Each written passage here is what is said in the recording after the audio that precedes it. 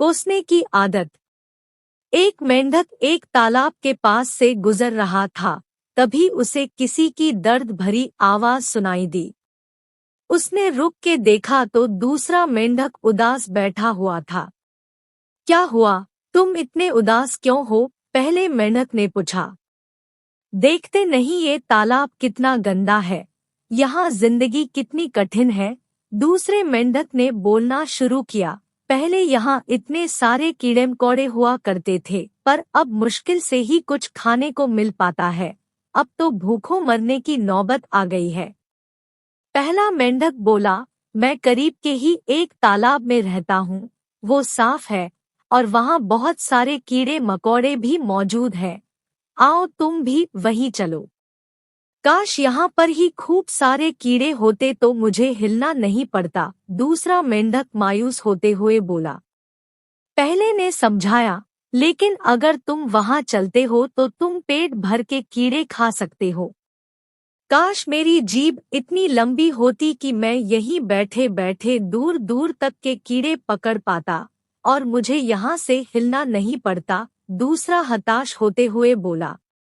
पहले ने फिर से समझाया, ये तो तुम भी जानते हो कि तुम्हारी जीभ कभी इतनी लंबी नहीं हो सकती, इसलिए बेकार की बातें सोचकर परेशान होने से अच्छा है वो करो जो तुम्हारे हाथ में है। चलो उठो और मेरे साथ चलो। अभी वे बात कर ही रहे थे कि एक बड़ा सा बगुला तालाब के किनारे आकर बैठ गया। वाह, अभी मुसीबत कम थी क्या कि ये बगुला मुझे खाने आ गया। अब तो मेरी मौत निश्चित है, दूसरा मेंढक लगभग रोते हुए बोला। घबराओ मत, जल्दी करो, मेरे साथ चलो, वहाँ कोई बगुला नहीं आता, पहले ने कूदते हुए बोला। दूसरा मेंढक उसे जाते हुए देख ही रहा था कि बगुले ने उसे अपनी चोंच में दबा लिया। मरते हुए दूसरे मेंढक मन ही मन सोच रहा था कि बाकी मेंढक कितने लकी है। बहुत से लोग दूसरे मेंढक की तरह होते हैं, वे अपनी मौजूदा परिस्थिति से खुश नहीं होते, पर वे उसे बदलने के लिए हिलना तक नहीं चाहते।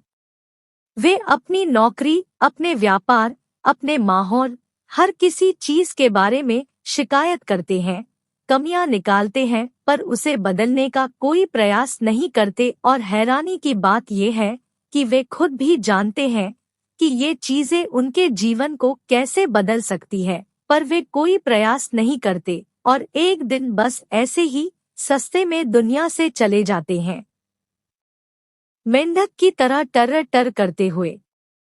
आइए आज से परिस्थितियों को कोसने का अभ्यास छोड़े, आगे बढ़े, बदलाव लाए।